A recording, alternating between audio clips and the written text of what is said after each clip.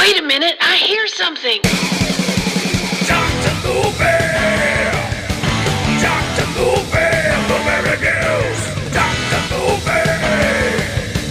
Dr. Luby! Yeah!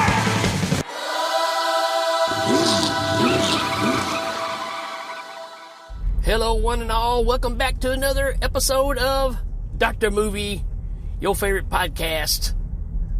And that's all. I don't know what else to say. That's all you need to know, right? It's your favorite podcast, yo. Got the chance to see the brand new Evil Dead Rise 2023, just released. Just kind of want to give my review on it because it's hot off the press. So I'm pushing some episodes back so I can get this out in front of you. And there's a lot to talk about here, believe it or not. Now, will it take a long time to talk about it? I don't know. But got some thoughts on it.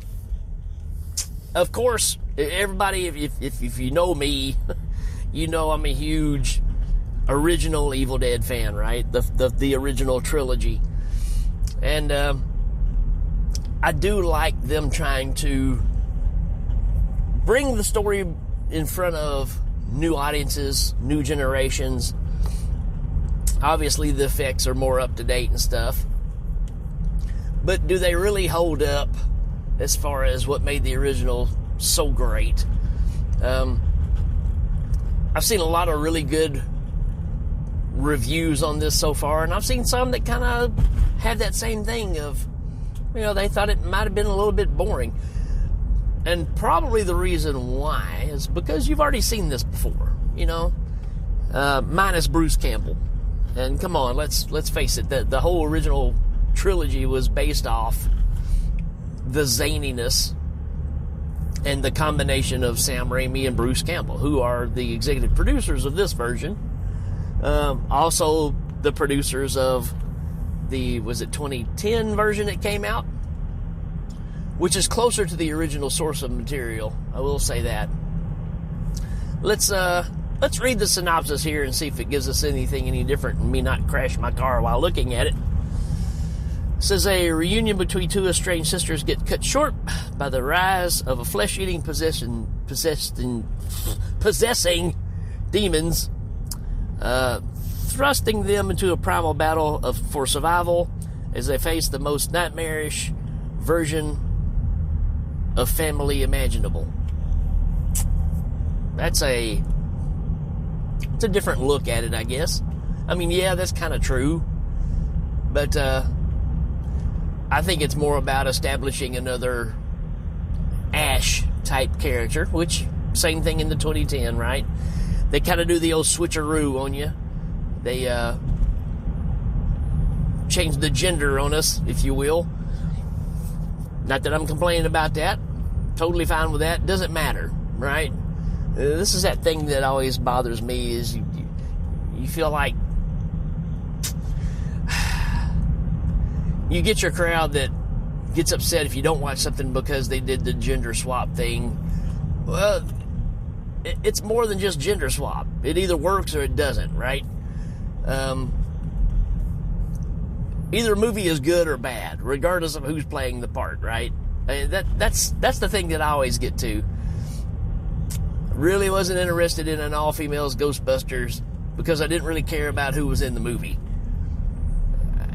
I'm just saying, right? Because those people just kind of grate on me after a while. And I like funny stuff, right? But going into this, people I don't know, to a certain degree, don't know. I don't know. It either appeals to you or it doesn't. I don't think it's so much they didn't make a Rambo movie and it not be Sylvester Stallone, right? Who says that they won't, right? But either when you see the previews or whatever and it clicks for you or it doesn't is the case.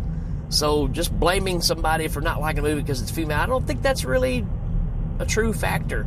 I think it's, if you grew up with the original, you like the original. It's no different than me saying that, and I'm going to go ahead and kind of spoil it, if I'm going to reach into a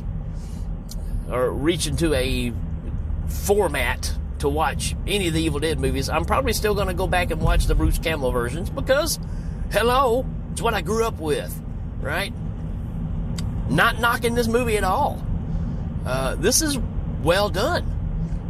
But it's just that thing again of, I know you got to change things up, get it in front of a different audience, but the whole reason that you even have these remakes and stuff is because the original has such good content at the front end of it. Yes, it was, low budget, but the content of it and the story was already there. If you don't have that, sequels mean nothing, right? Or prequels or remakes and I think a lot of times you lose sight of that because a lot of times reboots and stuff are just, a cash cow. That's all it is. It's just hey, we'll get the old crowd to go see it because we've got this title that everybody likes. Hello, Child's Play. Know what I mean? And then you're trying to change it up for another generation to give it something different. And, mostly your older crowd that grew up with the originals still going to stick with the original. And your new crowd's going to like the new one because it's newer. It's just how it works. So, I get it. I get why you do it. There's some movies that shouldn't be remade, such as Jaws, which brings up an interesting idea. I think you could take that movie and maybe digitally enhance some of the shark stuff to make it look a little more maybe up to date. Just saying. Just saying. I mean, again, Jaws to me is a perfect movie, just as it is. But I think in order for it to live on and to, survive, I think if you made just a few tweaks here and there to give the shark a little more life, you don't have to remake the movie. Everything is still there. I mean, one of my favorite things to do is watch reactions on YouTube of people watching Jaws for the first time, and they're still, pulling their feet up out of their chair or into their chairs when the guy falls off the buoy, right? And he's trying to get back up before the rest of the buoy comes back after him, which is representing the shark. People still react to those things regardless of how old it is. Anyways, I don't know why I got off on all that. I think this is a good rendition. And it's really, let's face it, Evil Dead Rise. You definitely get the Demons 2 feel after we've just watched all the Demons movie. It's another reason I bumped this up because we just got through with all those. But it definitely has that Demons 2 or the Dark Tower, not the Dark Tower, Dark Tower feel about it that we just covered as well. Because of the building that it's in and everything that's happening. Even though it has very little to do with the story, right? You kind of feel like it's going to lean towards everybody in this building is going to get possessed, and maybe they are, but there's only about a handful of people, right? You got, like I said, the story of the two sisters, and the elder sister is raising 3 kids on her own. The other sister comes back because she finds out she's pregnant and has really nowhere else to go, trying to make that family function happen again between all of them, right? Because she's definitely going to need help and leadership because she doesn't know how to handle this. And what happens is an earthquake. Actually, let's talk about the beginning of this first. It's always good to start at the beginning, right? You get the old cabin in the woods scenario, right? You get a couple, the girls out sunbathing, and you get the old Samo cam, right? The Sam Raimi camera that comes through, and it's flying around. You're going, okay. And it ends up being, well, what do we call those things? The guy's flying a drone. That's it. And, and it comes right up to the girl, and the girl kind of reacts, and you see it from the POV of the drone. And, then you find out it's just her goofy boyfriend who's, I don't know, you would think he's at an age to where, I I don't know. He just seemed a little old to be flying a drone. Just saying. Anyways, don't get me wrong, drones are cool, but this guy is more obsessed with a drone than he is his girlfriend that's out there sunbathing. Just saying. But the girl gets up, goes inside. She's got a friend that's inside. She's sick. She's laying on the bed. And guess what? We get the old card scenario from the original, but she's actually reading a book. And the woman on the bed sits up and starts quoting everything that's in the book that you can't see. And ends up scalping the girl. The girl's reading the book, ripping the top of her head off. And then she goes out. And you get a pretty awesome scene out on the pier between this possessed woman and the drone boyfriend. And it kind of sets up, you know, the story we all know and love of Evil Dead. And then it goes to this high-rise apartment building, which gives you, like I said, the Demons 2 feel and a little bit of Wreck. There's a Wreck feel about this. If you've ever seen those movies, the Wreck movies are pretty amazing. And which I need to cover sometime. And you got the family scenario. There's an earthquake, and again, that whole beginning scene is kind of separate. You know, it just kind of happens, and you're trying to figure out, okay, well, why did it stop there? Well, you want to take it somewhere else, right? Because why repeat the same thing you just did in the last movie? It's time to do something different. And then you get this family that's, you know, like they said, a fight for survival. You get all the great Evil Dead lines. You get references to Evil Dead 2. You get, for the most part, the demons look like the ones from the remake, except for one. One of them actually has the Henrietta eyes. She's got Henrietta eyes. It's actually a he, but you know, so they throw these little snippets in there that are tied into the original first two movies. That's the other thing, too, because the reboot was 100% a remake of the original movie. This one is really a combination of Evil Dead 1 and 2. It's got a lot of 2 in it. There's the eyeball scene. You know what I'm talking about? That's in this movie. It's just done in a different way, which is pretty cool. This movie has moments in it that are gross and fun all at the same time, just like you expect from Evil Dead. I don't know. I think it's done really well. There's a whole scene that's done where the demon gets locked outside of the apartment building, and you see this entire scene. It reminds me of Old Boy, where you're getting this one shot, but this is all through a peephole, and you see all this stuff going on out in the hallway just through this peephole, and it's a good long segment too. And the demons, you know, fighting people out in the hallway, and it's cool. It's very cool. This is a well done movie. I'm just gonna say it. I think if you're an Evil Dead fan, if you can set aside that you've already seen this before, you know, you don't get as bored with it. I think if you're expecting more out of it, then you probably will get bored out of it.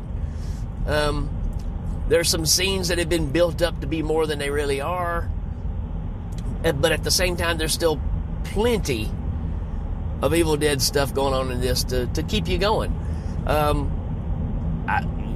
I don't have a problem with this movie at all. The problem is, and I think this is really the root cause of everybody's reaction to this that doesn't really like it, because I kind of felt it too. It's like, do we really need another reboot, right? Is it because Warner Brothers has picked it up and they're running with it and they wanted their own franchise off of it? Don't know the whole story yet. But this is not a continuation from what we don't know. This is a reboot, a remake of Evil Dead 1 and Evil Dead 2, just in a different location. Like I said, earthquake. You get the scenario where, remember in the original, where Bruce Campbell and Ash is trying to get his sister across the bridge, and they get there and the bridge is gone. Well, what happens here is there's an earthquake. The elevator is definitely not the way to go, because that thing's just more evil than the elevator in The Shining, and which is where the possession starts. But when they try to take the emergency stairwells, they're gone because the earthquake made them disappear, supposedly. And what it does is it opens up this other area, and the young boy of the family goes down in there and finds this room, which has been sealed off. And he finds, guess what he finds, boys and girls? That's right, the Necronomicon. And he finds these records, because this boy is fascinated with being a DJ. So instead of having a reel-to-reel system to listen to what happens, he finds these records, these one-sided acid tapes that he listens to. If you don't know what that is, Google that, right? But he finds these records and he starts listening to them, which they are made at a different RPM for the record player. So he has to spin them by hand to get them to the right RPMs to be able to understand it. And obviously the incantations are on there, and it causes everything to happen. And the book is foretelling, just like in the remake or the reboot from just a few years back. Whatever happens in the book is kind of what's happening in real time, right? So the book is telling you what's going to happen and how it's going to happen. And which I think is a nice twist, right? I really do. I really like that concept. Kind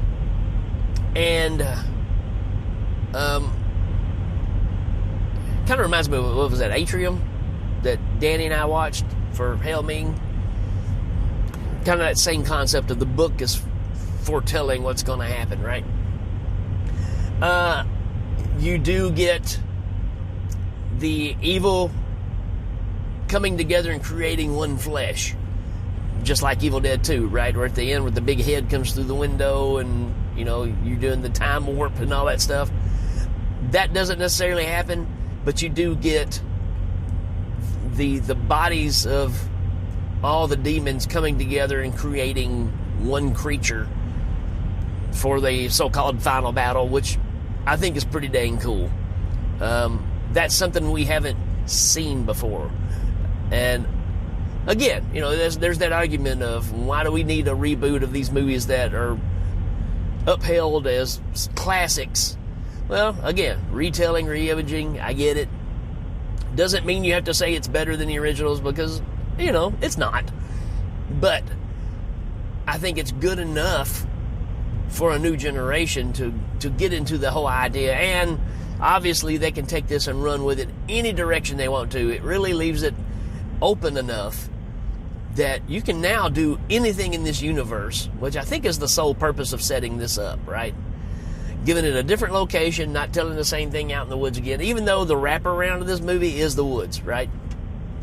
Because at the end of this, which is confusing to people because they forget about the beginning of the movie while you're watching it, this young lady comes into the parking garage where all the finale happens, right? Which is bloody and gruesome, just like we love it. Got some good lines. You get the I'll swallow your soul lines. You get Dead by Dawn in this. It's got all those things that we love about Evil Dead 2. But at the end, this young lady is coming out to get in her car. She's going to pick up her friends. She's talking to her friend on her phone.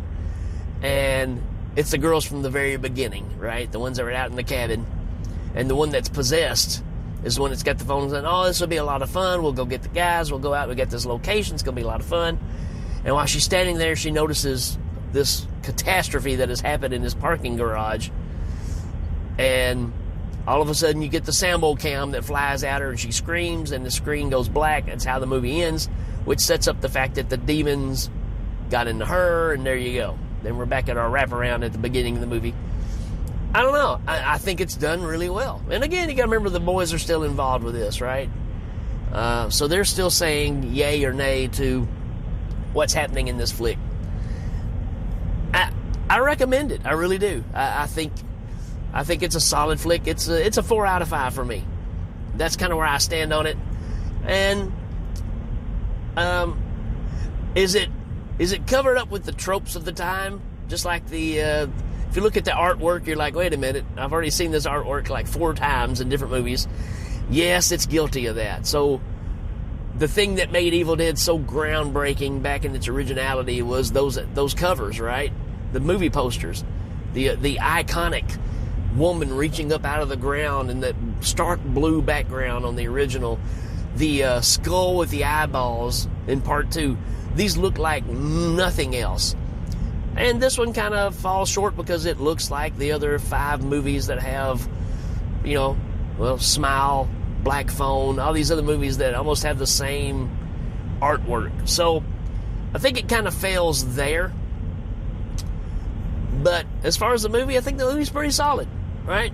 So this is what happens, folks, when a major company gets a hold of your franchise and starts dilly-dallying with it, right? Luckily, we have Sam Raimi and Bruce Campbell involved, because it could be even worse, and they could have cut them out completely, and it turned into, well, I'm going to say it, kind of what happened with Star Wars. And luckily, we got some people said, hey, we need to make this more Star Wars-y again. If you're a fan of the newer trilogy, I'm sorry, but that's just kind of where I stand. I think we just, I don't know, we kind of butchered that original idea. And again, the people that probably won't like this movie is because we are taking the original ideas and we're trying to give it a new coat of paint, but we're probably using a satin finish instead of glossy. There's a good analogy. And again, I don't have a problem with this movie. I think it's good because I like the wreck element. I like the retelling of it. It didn't really throw anything at me that surprised me, which is something I always loved about the Evil Dead movies. I do think the elevator scene with the mom was pretty awesome. Her character in general is pretty wild, and is really the basis for the majority of this. Instead of it being somebody that's locked up in the cellar, she gets locked outside the apartment, and you kind of get that same vibe. So, the elements are there. They're just reordered, reimagined, and for the most part, good. So there you go, folks. That's my opinion on the new Evil Dead Rise. Check it out when you get a chance, and let me know what you think on this one, because I can see where it's divisive. But I think if you're a fan of horror movies, anytime we get any glance of any kind of Evil Dead movie, I'm kind of on board, right? All right, folks, take it easy. We will check you later. Dr. Movie! Dr. Movie!